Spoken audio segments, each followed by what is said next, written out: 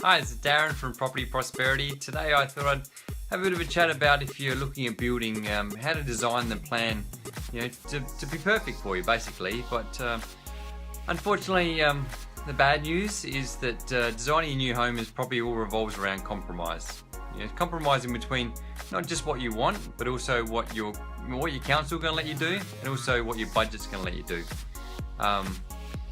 If you think about it, obviously as the house gets bigger, it's going to get more expensive. Likewise, as your council are going to have their requirements and what you can and can't do with the property as well. So I thought I'd go through a little bit step by step. First thing you're looking at is what you want. What you want, how's it going to suit your family, suit your lifestyle, what you're looking at doing. So obviously consider how many bedrooms, how many bathrooms, the garaging, all that sort of stuff.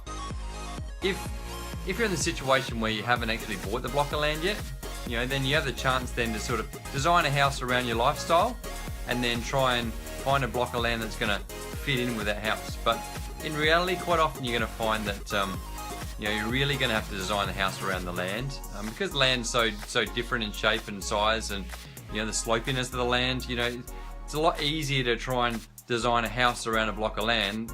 Andrew Cosby, thanks for joining.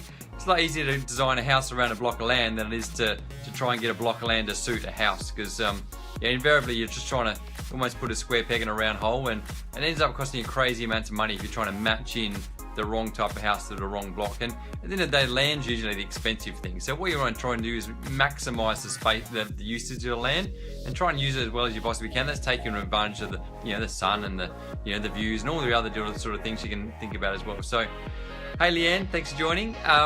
So that's the first thing. Try and work out how you want to use the house, and then you have a look around and try and find a block of land that's going to try and suit what that type of house would be.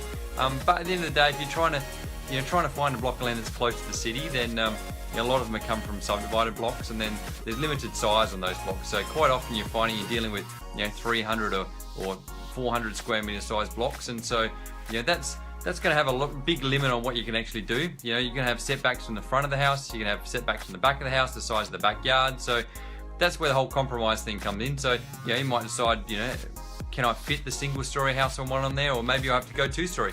The problem then becomes, okay, well, if I'm going 2-story compared to single story, then what's the extra cost for that? So that comes to the final factor then is, how much do I have to spend? And that's, to be honest, that's the main deciding factor when I'm dealing with most clients is, how much money they got, because at the end of the day, the bigger the house gets, the more expensive it's going to get. And so, quite often I'm dealing with the fact that, it's great to design this perfect plan that's going to, fit with what you want, and then suddenly you're chatting to council and getting all the approvals, getting all that sorted, and then they finally get the house costed up, and then they find they can't afford it. So they've spent all this time, they've actually bought this block of land, they can't build a house on it.